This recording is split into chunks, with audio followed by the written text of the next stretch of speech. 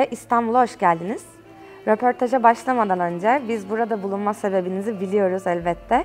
Albayrak grubunun da sponsorları arasında bulunduğu Fellowship kapsamında Rami Kütüphanesi'nin bu güzel atmosferinde yer alıyoruz. Fakat bir de misafir olarak sizden dinleyelim istedik. Şehrimizi, mekanımızı, programı nasıl buldunuz? Thank you Albayrak for sponsoring good program, mashallah, and thank you for having me here. I got an info about the Istanbul Publishing Fellowship from a friend. She is also a publisher from Azerbaijan.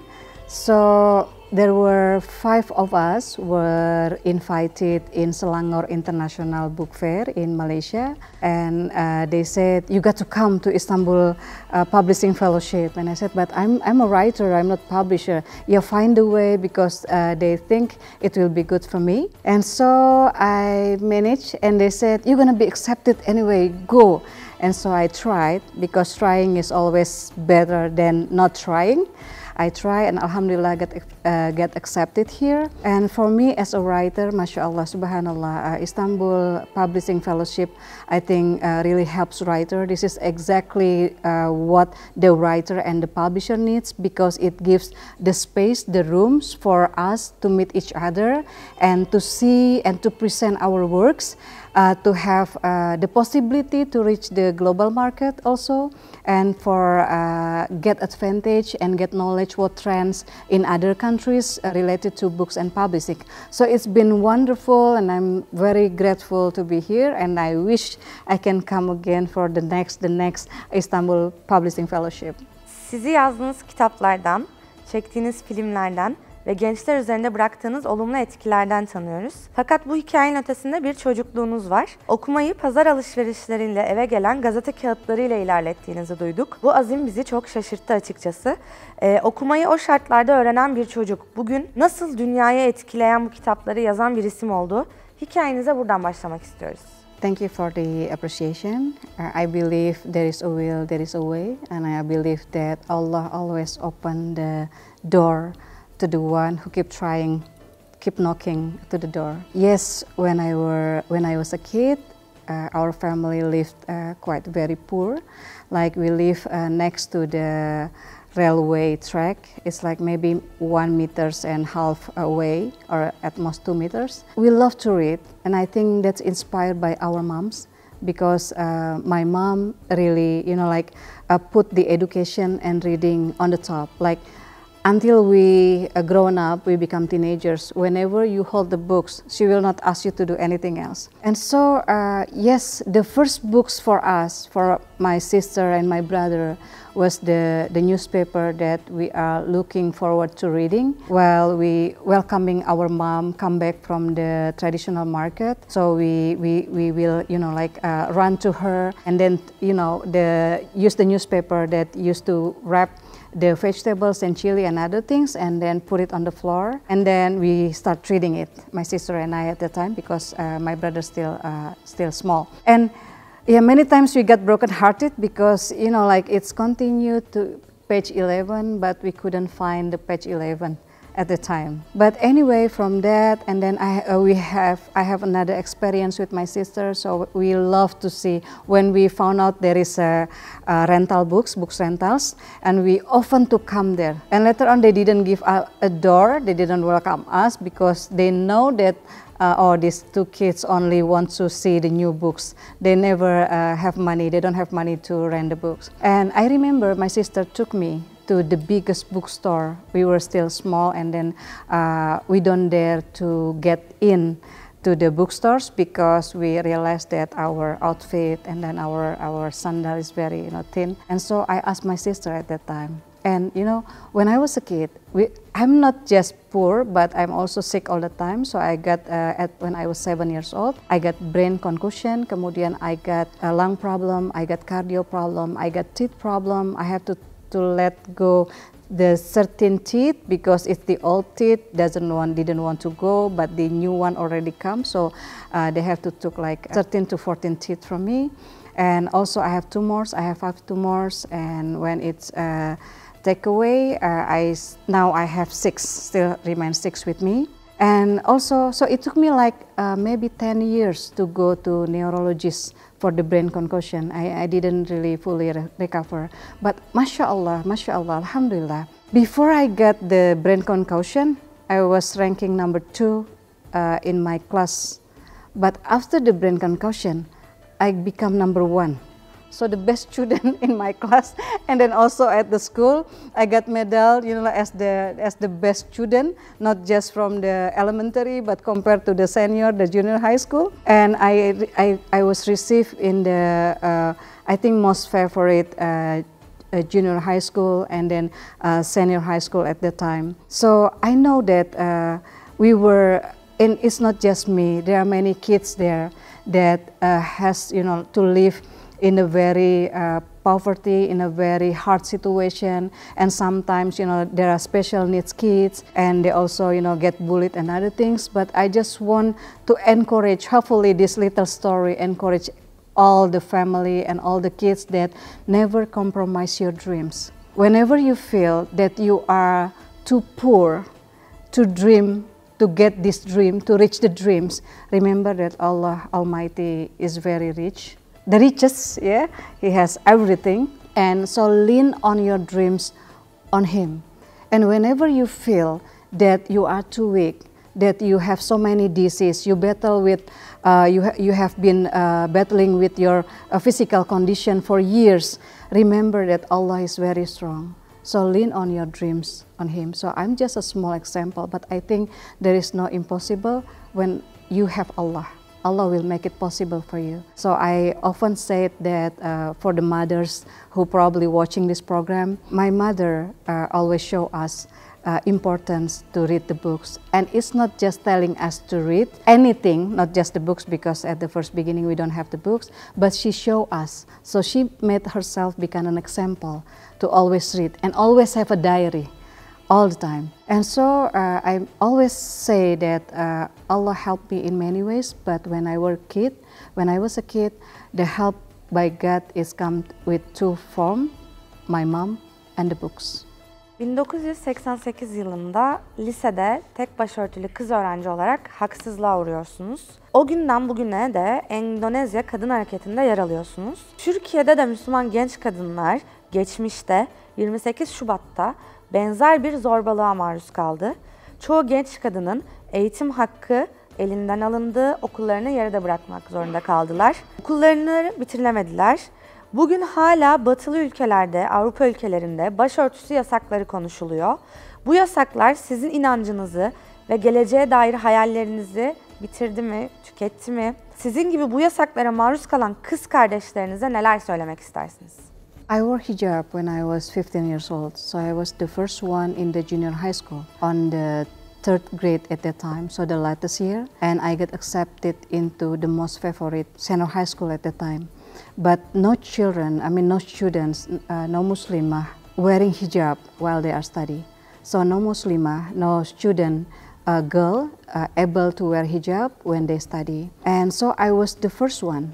There was another before me, so they wear hijab, but they had to take off the hijab when they were in the class. So when enter the school, it's okay, but not when they are in the class. So when it happens to me, it's at that time, it's not allowed for the students to, the girl students to wear hijab.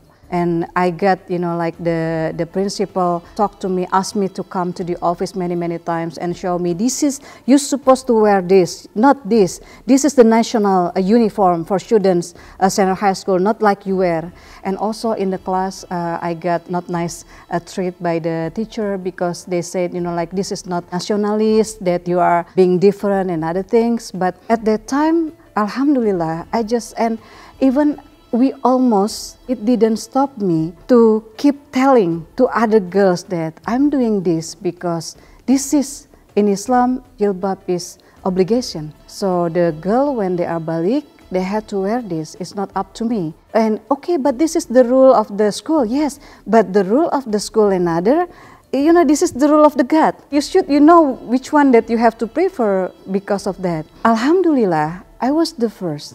And then there is the second, the third, the fourth, there are more and more students, the girl students, the Muslimah, they're wearing hijab. So it's like 13 or 15 of us at the time, and the school wanted to, by force, push us to leave the school.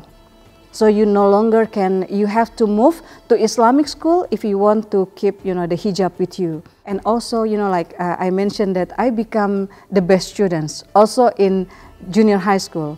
Also in senior high school, I never get bad marks. I never get, red marks. But at that time, because I refused to wear the sport uniform from the school because it's not long, so they give me bad marks. The first 4 that I had during my study time. But Alhamdulillah, at that time, I'm not alone. And even later on, the sister from the 2nd grade, the sister from the 3rd grade, they were more and more wearing hijab. And so when I graduated in my, like the same class with me, there are, in total, it was only me, but when we graduated, there are 51 students with hijab, alhamdulillah. So they didn't manage to expel us from the school, because when they wanted to do so, the school actually get burned. So there is another issue came up. I think that's the answer, help from Allah, yeah. And so we become forgotten for a while. But what made me happy is before I leave the school, I won a trophy. So I won with 2 friends. My group won the best for biology group in province. And so I can give the trophy, 1 meter trophy, to the school in front of other students. So it's ended up very well. So for me, there is no compromise in Allah's rules, especially when it actually doesn't hurt other people. And I don't understand why it's such a problem in the US or in the West, because cannot you just think that as an option for women? This is the way I want to dress up. Why can't I?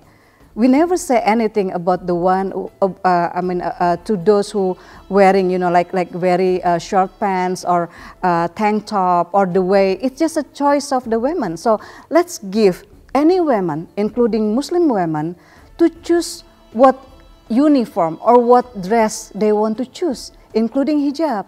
Because if they say there is no way for Muslim women to wear hijab, they discriminate the rights, not just for Muslim women, the rights as human being. It's supposed to be our rights, and human being, we can choose whatever we want to dress up. So for me, it just, at that time, it gives me motivation that, and also if I know, it's not only the problem in Indonesia at that time, but other countries, and still now, because in Indonesia, now students can wear hijab, but for some occupation cannot, some professionals cannot. So they have to, when during the office hour, they cannot, they're not allowed to wear hijab, I know. In some, for example, like in cinema, the one who in front desk, they cannot wear hijab. But after office, I could see, many of them. And I think this is something that we, all women, all Muslim women around the world, should keep talking about it, should keep asking. It's our rights, not as Muslim women, but as human being. İslam dünyasının kadınlarının bugünkü sorunlarına nasıl bakıyorsunuz? Modernizm ve Müslüman kadın arasında bir çelişki görüyor musunuz? I believe that Islam is answers for everything, even also for modernism. So I don't think there should be, because we are Muslim, so Islam comes first. So the public will be like many social media or many trends or many new occupation or another room or another space for a woman to express themselves. But for me, as a Muslim woman, we are Muslim qabla kulli shay. We only choose from the modernism the one that suit Islam, the one that Islam said so. And I believe there is no, I believe that Islam already put women in the best place. We cannot, we shouldn't do different way for that. And related to the problem that the woman, the Muslim woman has nowadays. I think we still have plenty, because like jilbab, hijab still become one problem, and also discrimination still happens. Yeah, for the woman, for the Muslim woman, discrimination still happens, and we also still face problem with the opportunities. With the if women want to run for some election in some countries, it's still like debatable. Like women is not Muslim woman not good enough to run for election or something. Maybe in Indonesia it doesn't happen, in other countries, but we know that it still happens. So we still have many things, many problems, many homework for women. So it's important also, I think, nowadays we cannot forget that even though we have ambition as a Muslim woman, we know that we have ambition, we want to reach this and reach that. But don't forget that we are Muslimah, and when you got married, you are a wife. But if you married with a good husband, with good Islamic knowledge, I don't think he will treat you bad or didn't give you a chance to do whatever you good at it. Because I think the problem that Muslim face nowadays, it shouldn't be just fixed by men, but also by women. So hand in hand, we should go together. But also remember that as a woman, we have the best gift from God, that we are able to be a mother. So not forget, you can achieve so many dreams. You can go here and there. Allah sent me, alhamdulillah, to 74 countries. But I remember I'm a mother. So as a mother, we shouldn't leave our responsibility. For me, example, if I have opportunity to travel, I will never travel just because I want to go to this place. I want to take holiday. I will not do so. I mean, it's okay, but for me as a mother, especially when the kids still, still very small, very young, I will ask my husband first, is it okay for me to apply for the residency program in Iowa, for example, or in Barcelona, or in Switzerland? And if my husband said okay, including Istanbul Fellowship, I asked him first. He said okay. And then I asked my kids, do you think it's okay if during these dates, mom will go for this? This is important because blah, blah, blah, blah. And when the kids said okay. But when they were a kid, I even try, it doesn't matter the time difference. Whenever they call me, I'll pick it up. Even though it's at 3 a.m. in the morning, 2 a.m. in the morning.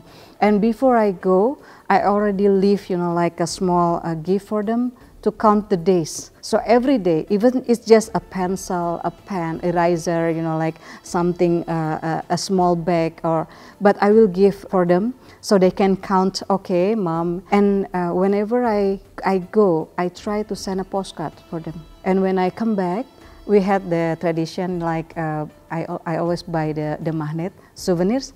So I will ask the kids to put it at the refrigerator. Later on we have the wall, because the refrigerator is not enough, we have the wall. And I didn't know, and my husband didn't know, but now we know it's actually like affirmative dreams for them.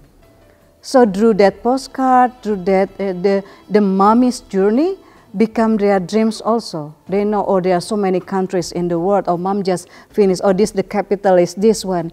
Because later on my kids also do the same thing. They got a chance to give us, invited in Youth Summit, for example, in Girls 20, and present their script or their manuscript and talk in front of other people. So it's good for them. So, I mean, grab any opportunities as long as you think it's okay with Allah. When Allah said okay, it's okay for you. And when you already got married, you ask your husband, but when you still, you can ask your parents. But I think it's important, especially if you already become a mother, because that's the phase of the future that you are holding our kids. So make sure you always be there for them, and make sure that we try to be the good mother as we could be. Yazdığınız romanların bir kısmı film, bir kısmı dizi olarak çekildi ve özellikle gençler arasında çok büyük karşılık buldu. Bu filmlerin İslam dünyasına vermek istediği mesaj hakkında konuşmak istiyoruz biraz. Bu filmler İslam dünyası gençlerine ne anlatmak istiyor? Alhamdulillah, Allah makes it possible for me to have 108 books published. With anthology, without anthology is 88 books published. I'm not counting how many novels, but it's non-fiction novel books. And from 88, there are, I think, 14 books adapted into movies. Alhamdulillah, some become bestseller and box office, even #1 box office in Indonesia. I have trilogy. The title is Paradise Forgotten or Paradise Unwanted. It's a trilogy, 3 novels, and the 3 of them actually become movies and become box office. The first one became #1 box office in Indonesia in 2015. I have 7 books adapted into TV series, and now I'm holding maybe about 5 to 7 rights for TV series, OTT or web series, and films. Alhamdulillah, I use from the beginning of my career in writing, I use writing as a way to talk to my readers. So when my readers is young adults, I consider them as my kids also. So there are some messages that I want them. I think I need to, because one of the writer's job, I think, is to give the voice to the voiceless. So for example, like my first movie, the title was Mother Longs to Take the Hajj. It's about the old mother who the dreams only go to Hajj, and she only has 1 son. And in Indonesia, perhaps also in other countries, it becomes, like I think it's quite typical.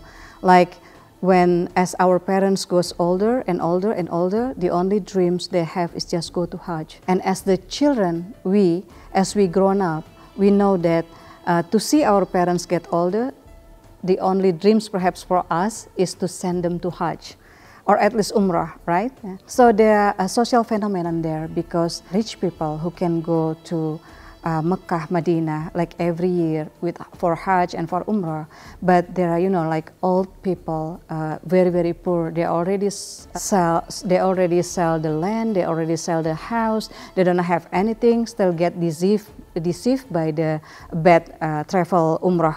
Yeah, it happens. So there are so many phenomena.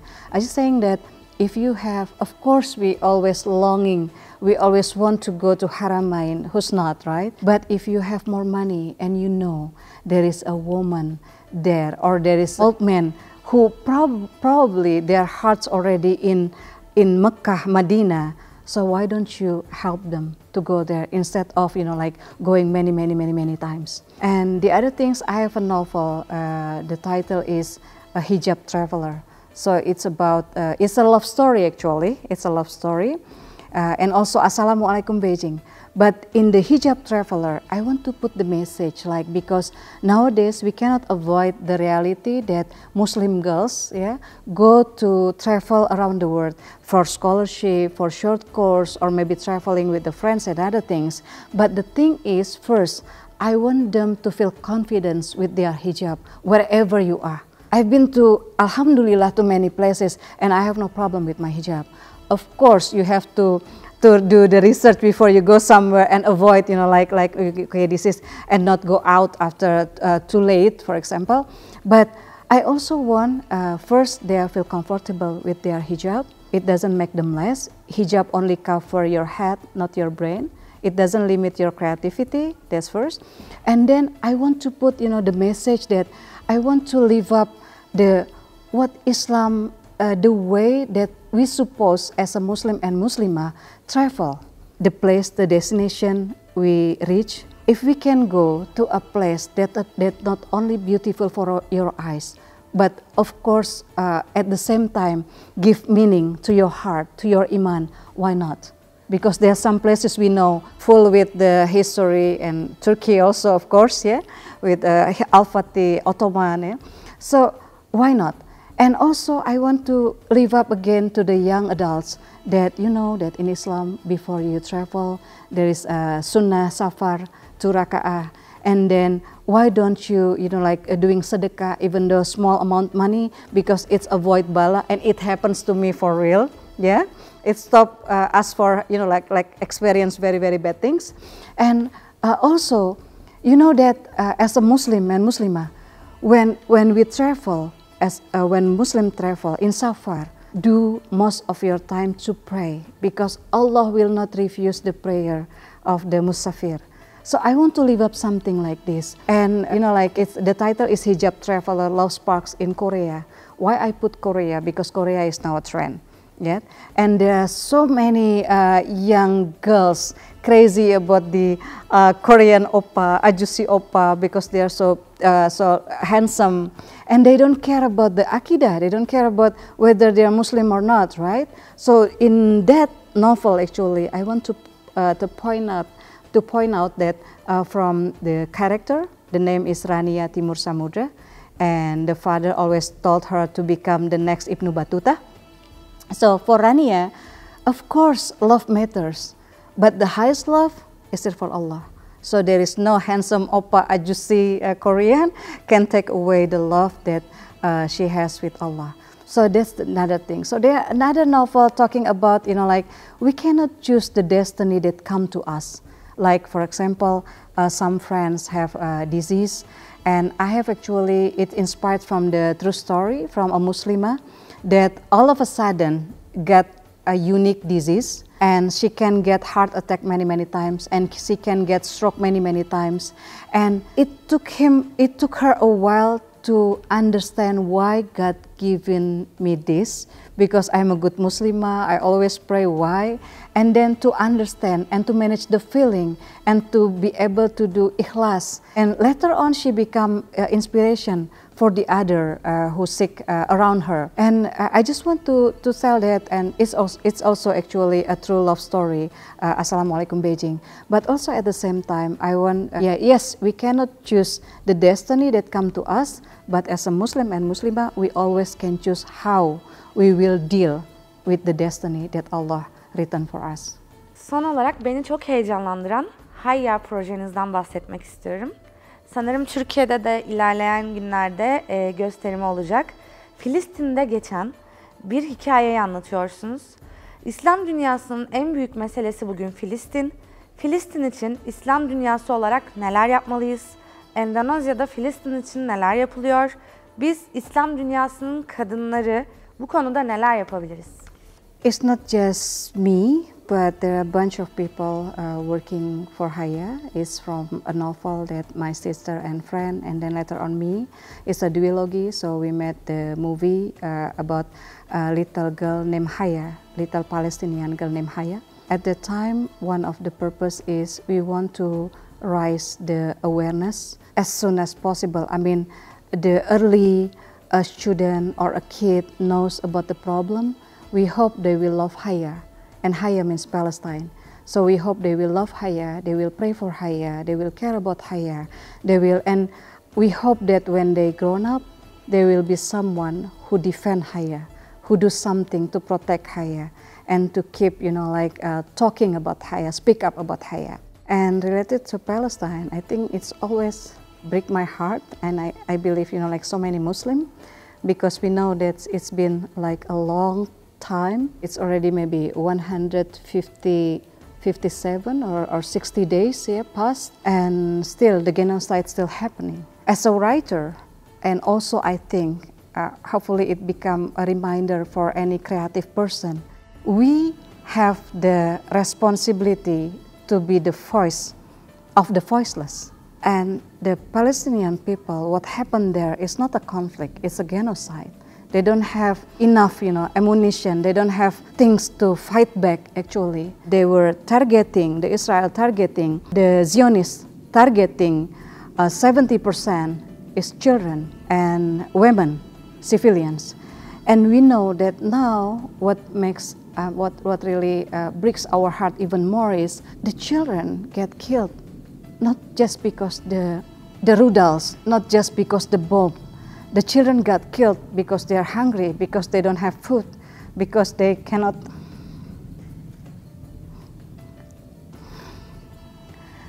I mean, I think as a Muslim, and we have to do whatever we can do, and even though the time goes by and pass by, the situation is not changed. So we have to realize that the situation is not changed, it's even get worse. So we have to do not less but more to help them. And so for me, I think it's really important for you do everything you could, actually the hijab that I'm wearing, it's the Palestine Yeah, it's one of the work of the fashionista, the designer in Indonesia. So they try to make many hijab with Palestine pattern and sold it. And like I recently met a very famous designer named Ivan Gunawan, and I thank him to thank you for doing this, thank you for giving. And he said, you know, in a week they reached like 1.5 billion, and we bought 2 ambulances, and then this and this and this, and we try to send this through people that we trust, the NGO that we trust. So keep doing with whatever, and especially, you know, like, because if you are a writer, make sure you ask other writers to write more about Palestine. And now we all, since we are all having social media, use your social media to speak up. If you don't know what to talk, what to speak up, if you think your writing or your idea is not good written, you can just, you know, like reshare Al Jazeera, reshare, you know, that NGO, reshare the Mosta, reshare them. Their status, and so by doing so, first actively speak up in social media, and the second, you can also keep doing the boycotting, yeah, and the third, try to find a way to do sadaqah, or maybe in our business, it's been like Allah give us so much through our business, why not put the percentage now out, some percentage for Palestine. I think if we want to make a program, like it's a runaway, for example, or a seminar or a talk show, remember Palestine and put them inside the program.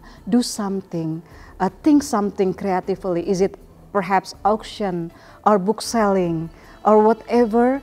Try to do something. So whatever we do, I believe, okay, maybe if we are the only one who did this, maybe it doesn't really make a change. But if, you know, like all the Muslims, always think about Palestine, always say a prayer, and always try to put Palestine in our programs, whatever it takes, so it will contribute something, some help for Palestine.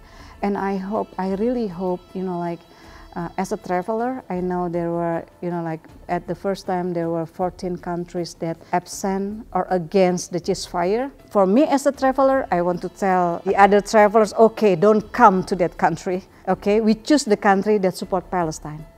Thank you, Asma. You're welcome.